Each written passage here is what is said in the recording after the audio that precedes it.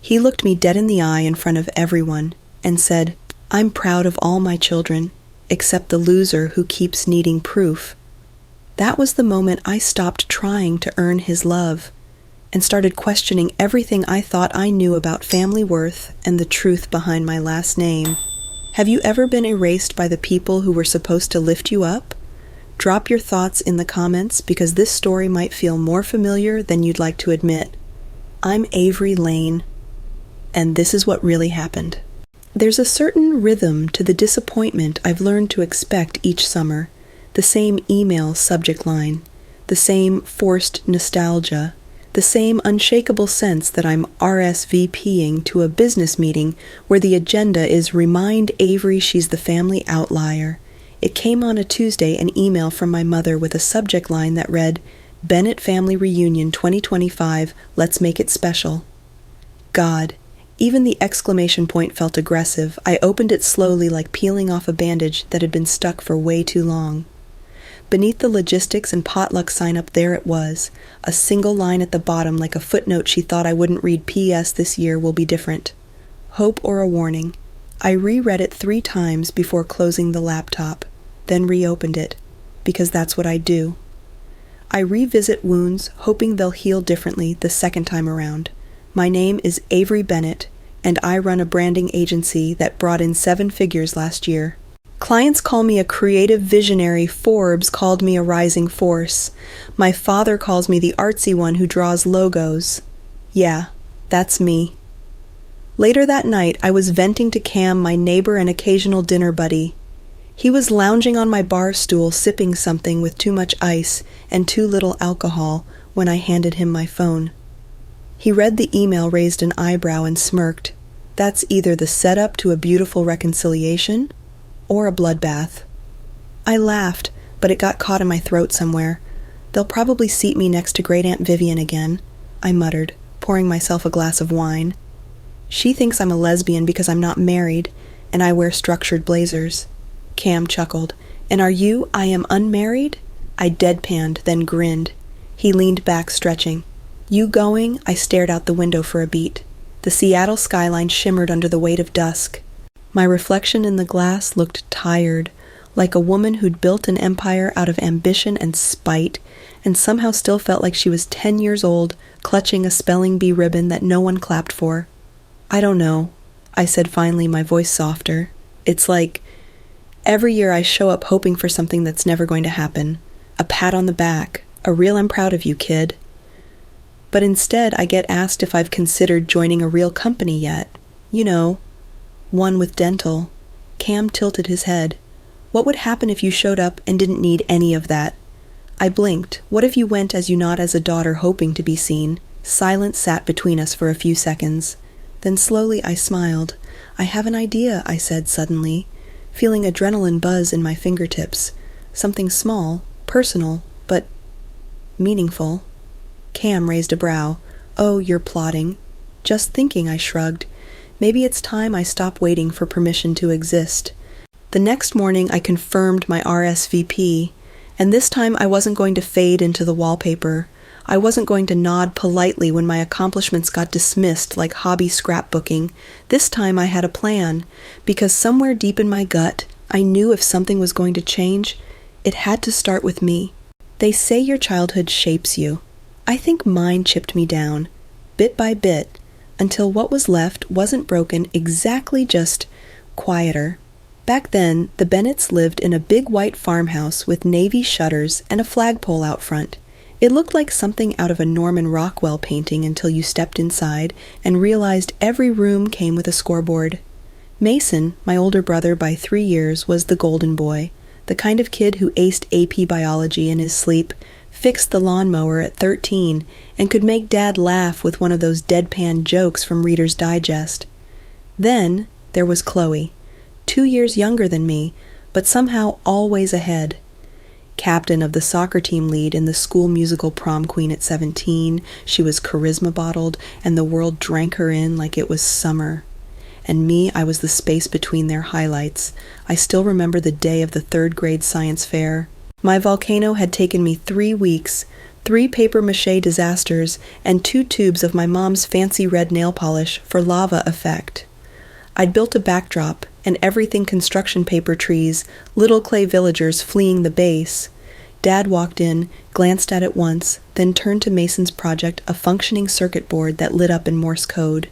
"Now this," he said with that proud, approving nod, "this is innovation." I smiled anyway, tried not to wilt, but later, after some kid's elbow sent my volcano crashing to the floor, I remember looking up, blood pounding in my ears, and watching Dad shrug. "Should have reinforced the base," he said. "No hug, no hand on the shoulder, just feedback." At school, I tried to find my place.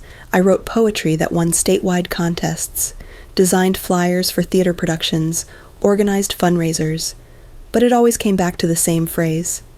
"That's cute," Ave Chloe would say, ruffling my hair like I was a golden retriever. "It's a good start," Dad added one night, flipping through my award certificate like it was a grocery list. Even Mom, in her quiet, cautious way, would say things like, "We're just glad you're keeping busy, sweetheart." Busy, not brilliant, not gifted, not exceptional. One afternoon, I overheard Dad talking to one of his coworkers on the phone. I was supposed to be in my room, but the vent over the living room carried voices like a confession booth. "She's creative, yeah, but you can't build a future off crayons and glue sticks," he said, laughing. "She'll find her way, probably end up teaching art at the high school or something. It's fine." I remember lying in bed that night, staring at the ceiling and wondering if maybe I was too much of the wrong kind of something. There were moments, sure. Glimmers. Like the time I painted a portrait of Grandma June for her birthday. Everyone said it looked just like her, down to the wrinkle that curled when she smiled. Grandma cried. Said it was the most beautiful gift she'd ever received. But when I looked over at Dad, he was already talking to Mason about early admission to Stanford. The moment folded in on itself like paper, neat, silent, forgettable. I met my first best friend Talia in 6th grade. She lived 3 doors down and had a mom who danced barefoot in the kitchen and a dad who ran a comic book store downtown. Talia once told me, "You're the main character. You just don't know it yet." I wanted to believe her. We'd sit on the roof of her garage feet, dangling trading secrets and sour gummy worms. "You think your dad even knows how badass you are?" she asked once. I laughed too hard, too loud. Honestly, I think he knows exactly who I am. And that's the problem. By high school, I had stopped auditioning for their approval, or at least I thought I had. I joined the yearbook team, started designing custom skateboards for side money, entered a national poster contest for mental health awareness, and won 2nd place. Dad read the email, nodded once, then said 2nd place is the first loser. It was the same line he'd used on Mason once, except that time it was a joke. This time, it wasn't. Looking back now, I don't think I was unloved. Not exactly. I had a roof, dinners on the table, birthday presents. But love in our house was measured in metrics, GPA, scholarships, trophies. Recognition wasn't handed out freely. It was earned, or more precisely, earned his way. And me, I was the kid who didn't fit the template. Didn't run fast enough, didn't win loud enough, didn't burn bright enough to matter. And it wasn't that I wasn't loved, it's just that my love came with a receipt. The sound of jazz hummed through the speakers, low and warm, the kind of music that pretends it's just background noise, but somehow narrates everything anyway. I stood at the center island of my studio, surrounded by branding mock-ups, Pantone color swatches, and half-drunk oat milk lattes. But today, none of that mattered. Today, all I could focus on was the small, unassuming black box in front of me.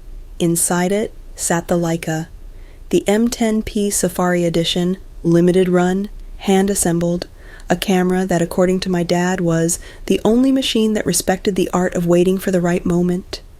He'd said it once during a rare Thanksgiving dinner where everyone actually stayed seated through dessert. He'd leaned back, glass of bourbon in hand, and muttered that no one in the family appreciated real craftsmanship anymore. Then he looked at me, right at me, and added, "Not that anyone around here knows how to frame anything but selfies." That line stuck.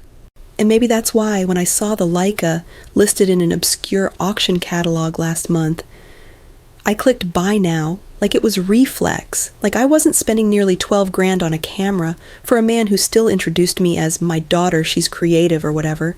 Is it weird that I think this is kind of sexy? I glanced up as Riley, my assistant, walked in carrying a fresh coffee and a curious expression. He set the cup down and hovered over the Leica's velvet-lined box. Seriously, Av, this is art. I'd date someone for this. You'd date someone for a bacon sandwich, I muttered, pulling out the wrapping paper. Riley smirked. Okay, but I'd marry someone for this. I let out a small laugh, but it faded fast. He watched me for a second, then cocked his head. So, it's for your dad, huh? I nodded, eyes focused on the corner folds of the paper. He leaned against the island. Can I ask something without you firing me? No, I said dryly, then nodded. Go ahead. Is this for him or is it for you? The question lingered longer than I wanted it to.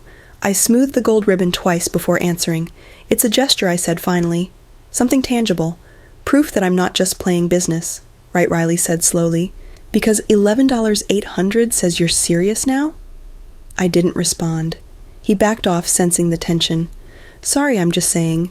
If you're looking for a thank you or some heartfelt speech you might want to prepare for, I'm not, I interrupted. He raised an eyebrow. Okay, maybe I am, I admitted softly. Riley exhaled, handing me a small card. At least write something cool on the tag. I took the pen, paused, then just wrote, for the man who taught me to see the frame, even when I wasn't in it. Avery.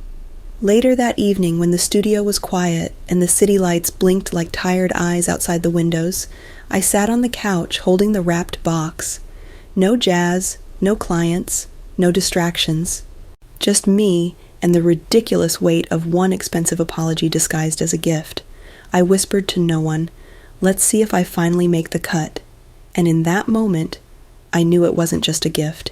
It was a final audition, for his approval, for his pride, for the chance to rewrite a role I never auditioned for but somehow got cast in anyway. The Bennett estate looked exactly the same as it had for the last 20 years, white clapboard siding wraparound porch flower beds trimmed within an inch of their lives. The hydrangeas out front bloomed like they'd been bribed, too perfect, too rehearsed, like everything inside. I pulled my rental SUV into the gravel drive, my tires crunching against familiarity. The air smelled like pine and nostalgia I didn't ask for. The Leica, wrapped in crisp white paper and gold ribbon, sat in the passenger seat like an offering, or maybe a bet. I could already hear voices coming from the back garden, laughter, clinking glasses, the hum of people comfortable in a world that never really had room for me. Inside, the house was bustling. Aunt Vicky waved from the kitchen, holding a tray of deviled eggs. Uncle Paul cornered me in the hallway with a breathy, Avery, hey kiddo, still in. What was it? Advertising. Before I could correct him, he leaned in. You know I've got a buddy starting a crypto course series. You'd be great at marketing that kind of stuff. Let me get your number. I gave a polite laugh, one of those half-hearted ha-ha yes, that's nice laughs, and slipped away toward the dining room. The long oak table stretched across the room like a runway. Place cards lined the plates, and there it was. Avery, seat 17, tucked between Cousin Darren, who once tried to recruit me into an MLM about vitamin patches, and Angela Mason's wife, who still thought I made Pinterest boards for a living. I swallowed. Not rage, not sadness, just resignation.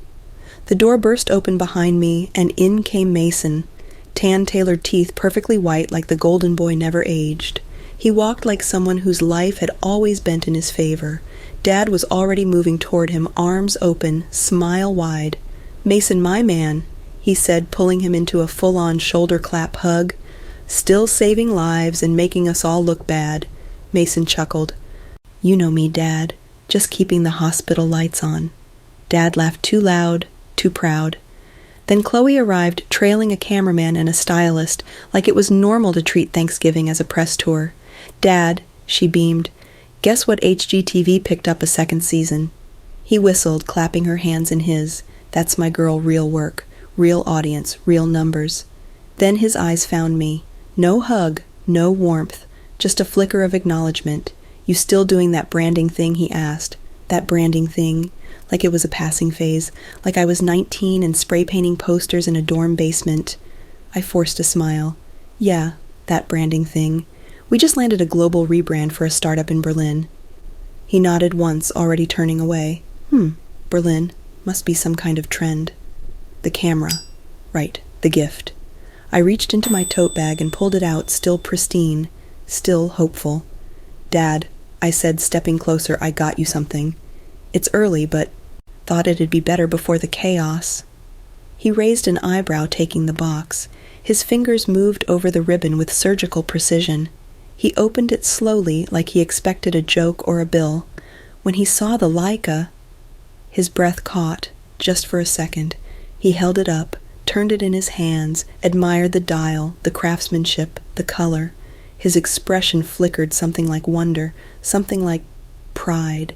And then it passed. Must be doing all right if you can throw money at toys, he said, his voice back to neutral. He placed the camera back in the box with the same care one might give a fragile vase they didn't ask for. I stood there holding my smile together, like a house of cards in a wind tunnel. I nodded. I wasn't trying to impress you, I said. He looked up, didn't say anything, didn't have to. The dining room filled fast after that. People filtered in, clinking wine glasses, scooting chairs, shouting over one another about sports and real estate, and that one time Chloe was interviewed by People magazine. I sat at seat 17, smiling through it all. Angela asked me if I still worked from home. Darren handed me a pamphlet about passive wealth through blockchain. At one point, I caught Mason looking at me. Just a glance, not cruel, not kind, just curious. Like I was a foreign object at his operating table, and he hadn't quite decided if I was benign or malignant. I stared down at my plate: turkey, potatoes, green beans, all arranged perfectly, all flavorless, like tradition with no taste. And maybe that's what this reunion was. A table full of people who knew how to appear whole, but forgot how to actually feel anything. And me, I wasn't trying to impress him, but God help me, I still wanted to be seen. The hallway outside my childhood bedroom creaked the same way it always had, a high-pitched groan right under the second-floor vent that used to give away my late-night snack runs. Funny how some sounds survive everything. The house had quieted, dinner plates rinsed, relatives tucked into guest rooms and sleeping bags. Dad's voice, once booming through the dining room, now muffled behind the closed study door. It was almost midnight when I slipped past the grandfather clock and pulled the attic ladder down wooden rungs coated in dust and decades of indifference. I hadn't been up here since I was 17, back when I still thought one more A on my report card might mean something, back when I still believed that being seen and being loved were the same thing. The attic smelled like cedar mothballs and the past. Light flickered from a single bulb above bare buzzing, like it too was reluctant to reveal old truths. I moved through boxes marked Holiday Mason, College Chloe, Press, and finally Family Archives. That was it. Mom's Kingdom, the carefully curated museum of Bennett greatness. I pulled out the first scrapbook. The spine cracked from overuse. Page 1, Chloe's first ballet recital, her in a tutu, mid-spin, grinning like she knew she was destined for spotlights. Page 2, Mason at his science Olympiad with 3 medals and a congratulatory note in Mom's handwriting. So proud of our genius boy. Page 3, a family photo from 1999. I remember this moment. I was there, except they'd cropped the left edge, the part where I stood holding a papier-mâché dinosaur. The new frame showed Mason, Chloe, and Dad laughing. I was gone. I blinked, then turned the page. More smiles, more milestones, more missing pieces. Avery at Halloween labeled Chloe's friend dressed as a crayon. Avery at the lake trip, not in the shot, but her towel folded in the corner like a ghost of presents. Avery in middle school, one single photo, half blurry. Captioned Avery, finally passed calculus. Good for her. That line hit like a blade dipped in sugar. I stared at it for a long time. The ink faded but still smug. Finally passed. Good for her. I sat back against an old trunk, the scrapbook open on my lap. The bulb above me flickered again, casting shadows across the forgotten pages. And then I started speaking. Not out loud to the room, but directly to the camera in my mind, the one I imagine is always rolling, The one I pretend is documenting the real version of this life. This isn't an accident, I said softly. This wasn't someone forgetting. This was erasure by inches. Subtle, strategic. A lifetime of cropping me out not just from photos, but from the story altogether. I flipped to the last page. A letter from Dad to Chloe taped inside. Typed, signed, with the words, "You make us proud every single day. Keep building the legacy." My fingers trembled, and not from the cold. I closed the book slowly, carefully, like it might explode. Then I held it tight to my chest like armor, like evidence, like confession. And in the silence of that attic in the hollow, above the people who dined and laughed and barely noticed me at seat 17, I whispered into the dark, maybe the loser label was never a joke. The sun was too bright for how I felt. You know that kind of morning where everything looks golden and peaceful, but your insides are ash and splinters. That was brunch. Mom had laid out fresh fruit and eggs on the wrought iron table under the pergola. A pitcher of mimosas shimmered with condensation. Chloe's kids were playing barefoot in the grass, and someone had hooked up a Bluetooth speaker that softly played Jack Johnson. It was the kind of Pinterest-perfect moment people post on Instagram with captions like "grateful for family" or "home is where the mimosa is," but I didn't feel at home. Not even close. I sat between a too-perky cousin who smelled like vanilla body spray and Aunt Lisa, who had her sunglasses perched on her head like she'd just come from yoga or a therapist's office. Or both. She was stirring her coffee when she turned to me and said it not cruelly, not kindly, just plainly, "Sweetheart, why are you still trying so hard?" I blinked. Trying, I asked, even though I knew what she meant. Lisa nodded, resting her chin on one palm like she was studying me. "You're 34. You run a business. You live in a city that eats people alive. And yet, here you are bringing gifts, smiling through dinners, still trying to impress Ronald like it's prom night." My grip tightened around my fork. Before I could reply, someone else chimed in, Uncle Dave, with his signature air of lazy certainty. "Not everyone's meant to shine, you know. Some people just support the ones who do." He chuckled as if that line wasn't a punch to the gut. Across the table, Angela nodded sympathetically. "Your sister was always just magnetic. Like even in high school, teachers just loved her. It wasn't even about grades. It was this energy." Mason didn't speak, just kept sipping his coffee, but his silence felt like a shrug, like I should stop taking this so personally. Then came the real kicker from Aunt Jean. "You're strong, Avery. That's your thing. You don't need validation. You've got backbone. Backbone. Like emotional neglect was some kind of weightlifting competition." I laughed, but it came out too sharp, too close to the edge. Apparently I'm the emotionally bulletproof daughter. Great. I nodded politely, took another bite of eggs I couldn't taste, smiled at a child who waved syrup-covered fingers at me, and then I stood. "I'm just going to freshen up," I said, my voice calm. No one objected. No one offered to walk with me. Inside, I found the downstairs guest bathroom, locked the door, turned on the faucet partly for cover, partly to avoid seeing my reflection, and then the tears came, not loud, not dramatic, just slow, steady, like my body had finally stopped protecting me. I leaned over the sink, bracing myself against the cold porcelain. My breath shook. I hadn't cried in months, not when the Berlin client ghosted us, not when Dad ignored the camera, not even when I found that scrapbook. But this moment where people I'd known my whole life sat around a table and casually dissected my pain with brunch forks and faux concern, this broke something. There was a knock at the door. "Avery, it was Mom." "Are you okay?" I wiped my face fast. "Yeah," I called back, voice cracking like a windshield hit by a rock. "Just need a minute." A pause. "Okay, take your time," she said gently, and I heard her footsteps retreat. But even in her softness, there was distance, like she didn't know how to enter the storm, like she never had. I looked at myself in the mirror then, eyes red, mascara smudged, smile long gone, and for once I didn't try to fix it, because maybe I didn't need to be composed, or clever, or strong. Maybe I just needed to feel. The smell of French roast hit me before I even reached the kitchen, warm, nostalgic, bitter, like most things in this house.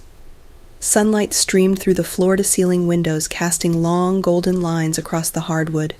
Everyone had gathered in the great room, sipping coffee, nibbling pastries, and basking in the smug satisfaction of another successful family weekend. Chloe stood near the bay window, mid-conversation about her production schedule for the upcoming season. Mason, as usual, had drawn a semicircle of admirers, recounting a surgery he'd performed last month using words like vascular precision and miraculous. I stayed just outside the archway, half shielded by the wall, not hiding, just observing. That's when I heard him, Dad's voice, low and casual, floating from the corner where he stood speaking to Walter Peterson, an old friend of the family who wore linen suits even in fall and thought social capital was more valuable than actual currency. Ronald Bennett? My father chuckled softly as he cradled his mug. Avery's talented, sure, but let's be honest, she never really lived up to her potential. Art's not a legacy, it's a hobby with an invoice. The words sliced through the air, quiet but sharp, precise. My breath caught somewhere between my collarbone and pride. Walter made a polite humming sound. Probably thought it was harmless. Probably didn't even realize a life just split in half behind the wall. I stepped forward slowly, deliberately, coffee in hand. The floorboards creaked under me and Ronald turned slightly mid-sentence. "Dad," I said, voice steady, eyes fixed. "If I'm such a disappointment, why do you still expect me to show up?" The entire room went still. Conversations halted. Mugs paused mid-sip. Chloe turned, mouth slightly open. Even Mason looked up, surprised but not shocked. Ronald didn't answer right away. He stared at me, calculating, his mouth pulled into that half-smirk I knew too well. Then he lifted his mug, took a slow sip, and said loud enough for everyone to hear, "I am proud of all my children, except the loser who keeps needing proof." Gasoline, match, fire. The words landed like a punch, with a velvet glove, elegant in its cruelty. Someone audibly gasped. "I think it was Aunt Jean." Uncle Dave muttered "Jesus" under his breath. Chloe's face drained of color. Mason stood still, silent, jaw tight, but not intervening. I didn't blink, didn't flinch, didn't look away, because in that moment everything I'd feared, everything I'd denied, was finally confirmed. It was never about my potential. It was about his permission, his approval, his narrative. I set my coffee cup down on the marble countertop gently. The clink echoed louder than it should have. All eyes were on me now, waiting for my response, waiting for me to cry, to run, to shrink. But I didn't move. Not yet. "Okay," I said quietly, more to myself than to anyone else. And I turned and walked out of the room. Not fast, not dramatically, just done. Behind me the conversations didn't resume, not right away, because the room was still holding its breath, waiting to see what would collapse next. The front door shut behind me with a soft thud, but it felt louder than anything I'd heard all weekend. My hands trembled as I stepped onto the porch. Morning light stretched across the wooden floorboards, painting long shadows under the porch swing where I'd once eaten popsicles and waited for my dad to come home from the hardware store.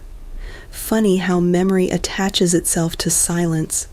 The Leica box was still in my tote, neatly wrapped, untouched, since I'd handed it to him.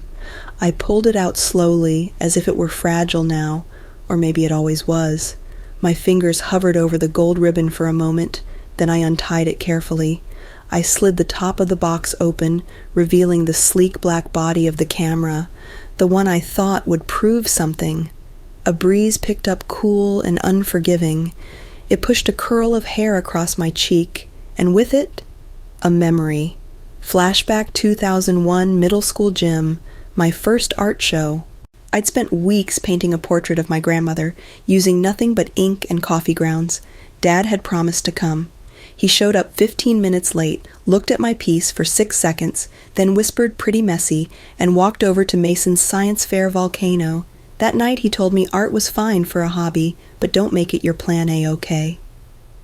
Back on the porch, I reached into my tote again, pulled out a black pen from the bottom. On the inside of the Leica's lid I wrote slowly, "Turns out value is subjective, just like family." I blew gently on the ink, let it dry, closed the box. Then I walked over to the swing, set it down gently on the wooden seat. No ceremony, no bow, just Done. Flashback 2008 high school graduation. I was valedictorian of the art magnet program. Dad missed the speech because he didn't realize the magnet kids gave speeches too.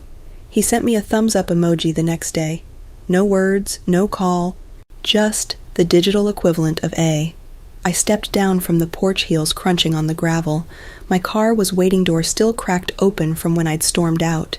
The entire house felt smaller from this angle, like it wasn't a home, just a well-lit lie with shutters. I got behind the wheel, pulled the seatbelt across my chest with a quick tug. Then I paused, staring straight ahead, letting it all catch up. Flashback, 2013, a Thanksgiving argument.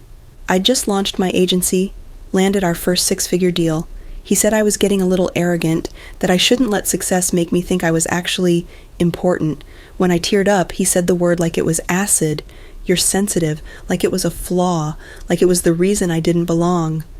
I shifted the car into drive. The gravel spit under the tires as I eased down the winding path, away from the house, the porch, the people inside who would never ask where I'd gone or why. I passed the hydrangeas. The mailbox Dad still refused to replace, and with every bump of the road, every twist in the trees, something inside me loosened. Not healed, not yet, but his grip was slipping. I didn't cry, didn't scream, I just drove, windows down, music low, eyes open, and for the first time in a long time I wasn't heading toward anything. I was finally leaving. Seattle. 2 weeks later, Seattle in late autumn had a way of feeling poetic. Gray skies bleeding into silver buildings. Air so crisp it stung just a little when you breathed it in too deep. It had rained that morning, so the sidewalks glistened, reflecting the city like it too was trying to remember who it was. I sat outside a coffee shop in Capitol Hill, watching a couple fight softly across the street, his hands stuffed in his jacket pockets, her arms crossed so tightly she could have been holding herself together. My phone buzzed again. Third time today. Mom, please, just coffee. 20 minutes. I stared at the screen. My thumb hovered over ignore, but something in me, curiosity, maybe spite, clicked okay. 20 minutes later I was across the table from her. She wore that soft blue cardigan she always wore when she was nervous. Her lipstick was a little too precise. Her smile, a little too forced. Thanks for meeting me, she said quietly. I nodded, kept my voice even. I assumed this wasn't about brunch plans. She chuckled, but it died quickly. Her eyes dropped to the paper coffee cup in her hand, then back up to mine. There's something I should have told you a long time ago. I wanted to. I just didn't know how. My stomach tightened. That sentence never leads anywhere good. She took a breath, held it, then let it go. Your dad, Ronald. He's not your biological father. I didn't react at first, didn't blink, didn't speak, just let the words settle on the table between us like spilled sugar. He married me when I was already 3 months pregnant, she continued, eyes glossy now.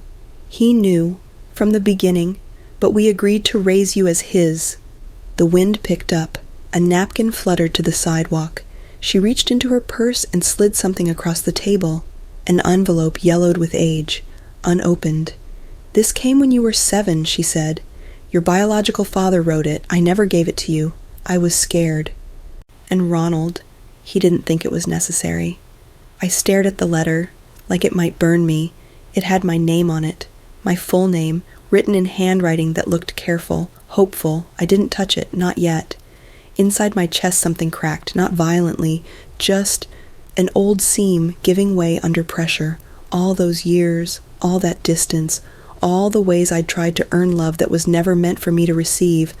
Ronald hadn't rejected me because I failed to meet his standards. He'd rejected me because I wasn't his to begin with. I finally spoke barely above a whisper. So, did he know me and choose to leave, or was he never given the chance Mom didn't answer right away?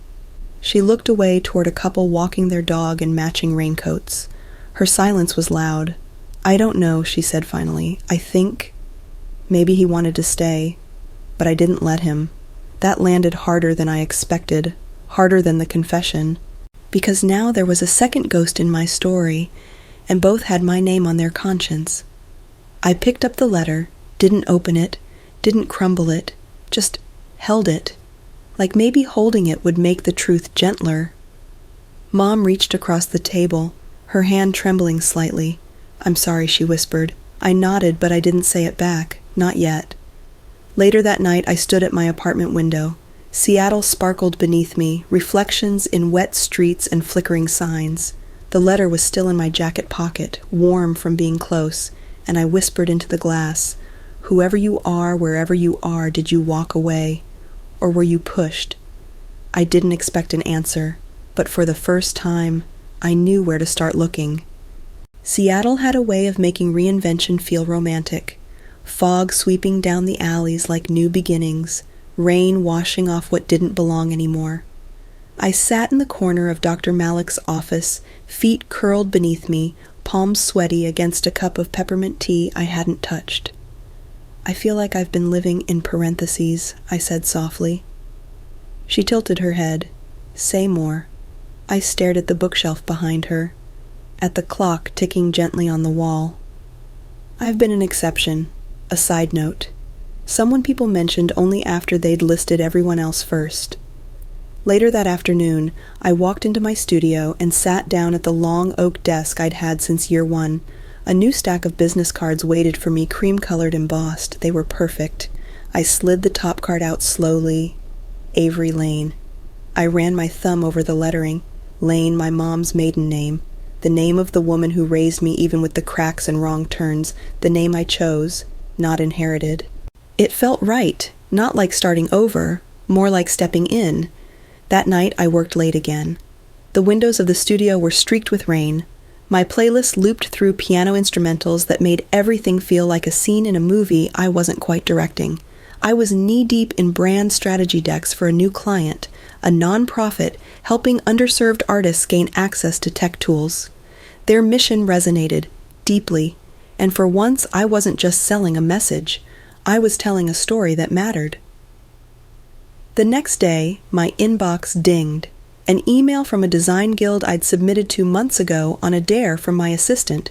"Congratulations, you've been selected for the Vanguard Award." Below it, the award recognizes visionaries shaping design with purpose.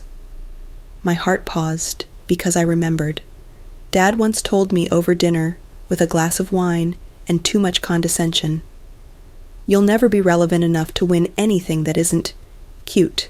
I stared at the screen for a long moment, then hit decline, not because I didn't deserve it, but because I didn't need their spotlight to see myself anymore. Later that week, I opened the old letter again, the one from him, the man who might have been something more, still unopened, still heavy, but I'd started writing back. It was a Google Doc for now, titled draft//maybe. It started with, "Hi, I don't know if you're looking for me, but I think I've been looking for myself, and maybe you're part of that search." I didn't know if I'd send it, but writing it felt like leaving breadcrumbs back to the girl who needed it. The final piece came on a Friday night, alone, in the studio, lights low. I opened the website editor for my agency. There, under our mission, I deleted the old corporate fluff, typed, "We build brands with soul because being seen matters." I stared at it, backspaced, typed it again slower, let the weight of each word settle, then I hit publish. 2 seconds later, one like, from Janet Lane, my mom.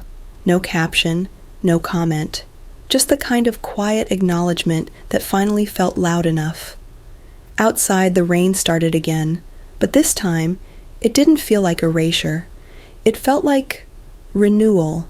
A rainy Sunday in Seattle. Avery's apartment, rain fell like static, soft, persistent, and uninterested in permission. I sat curled up on my worn gray couch laptop, perched on one knee, tea gone cold beside me. My living room windows were streaked with droplets, the city beyond blurred like a watercolor, a storm that matched the weight in my chest. The email draft had been open for hours, just sitting there staring back at me like a dare. I read it again, out loud this time, slowly, letting the pauses carry the weight that words couldn't. "Hi, Thomas. I don't expect anything from this message, not a reunion, not answers, not even acknowledgement, but I've spent my life feeling misplaced. like someone filled a house with furniture that never quite fit the blueprint. If there's a part of me in you, maybe you'd understand. You don't owe me anything, but I needed to say something before silence wrote the rest of the story. I didn't sign it, Avery Bennett. I signed it Avery Lane, then I hit send, and just like that, it was out there.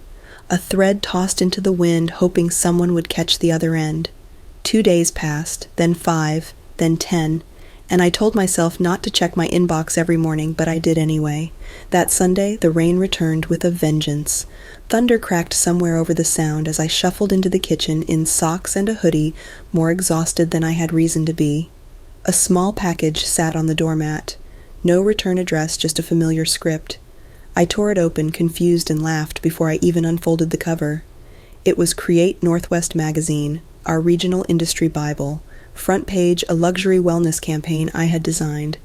6 months ago, except my name was nowhere on it. No agency mention, no creative credit. Just the client smiling smugly in a pull quote about their in-house genius team. I sat down on the floor, not mad, not surprised, just empty.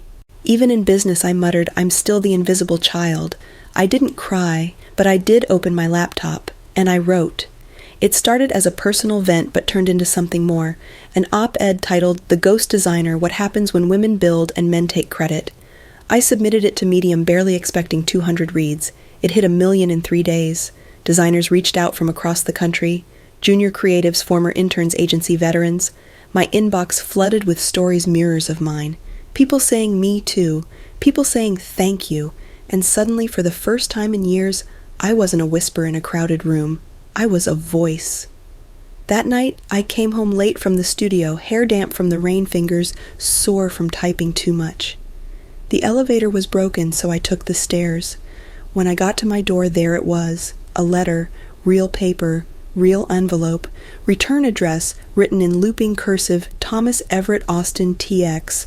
I stared at it like it might combust.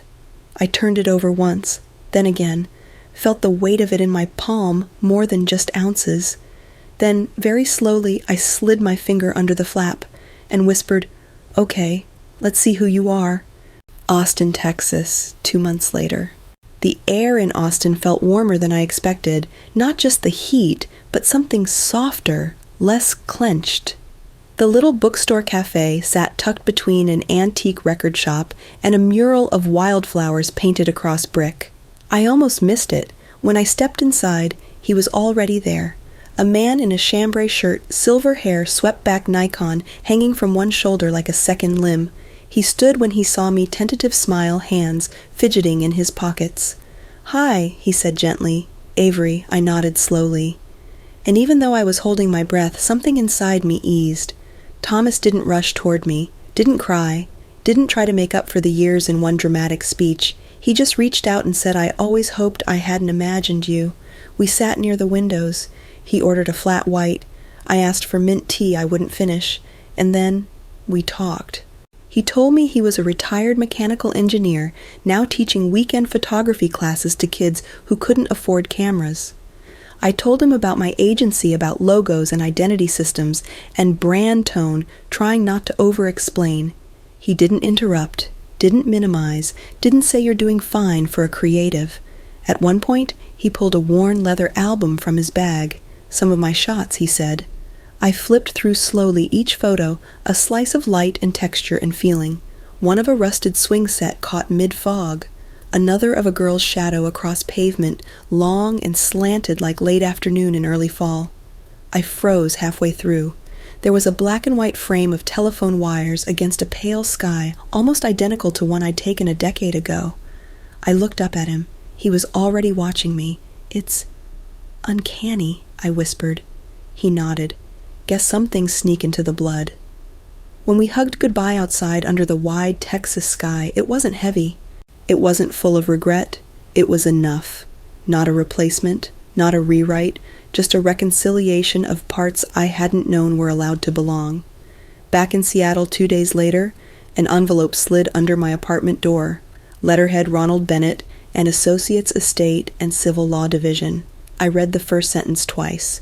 We request the return of property left on the Bennett estate, specifically a Leica camera serial number XX57E1.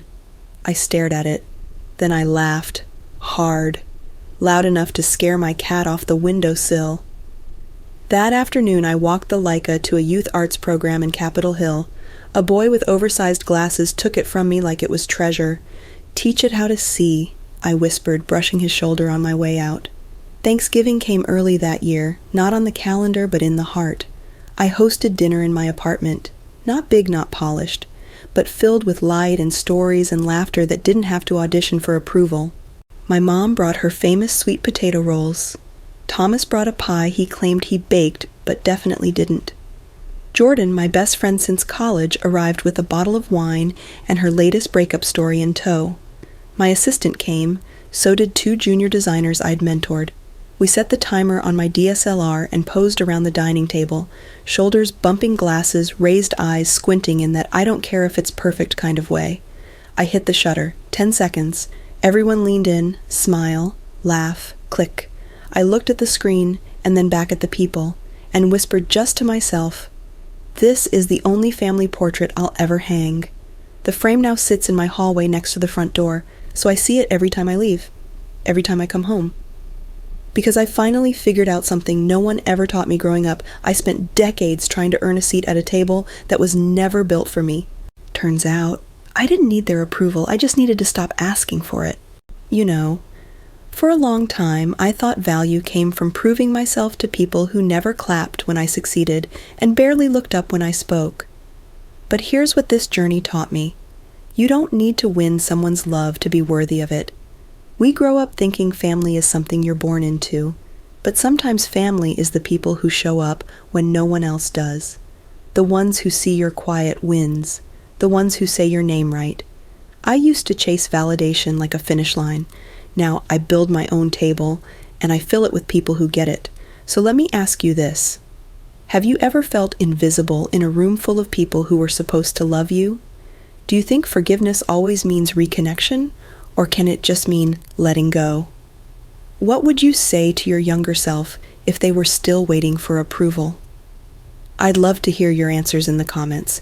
And if this story made you pause, made you think, maybe even made you feel a little less alone, leave a comment. Let's keep the conversation going. If your definition of family is evolving like mine, or if you love stories that explore identity, healing, and truth, don't forget to subscribe to the channel so you don't miss what's next. There's more to uncover, more to learn, and more to feel. Because in the end, being seen isn't about the spotlight. It's about being understood.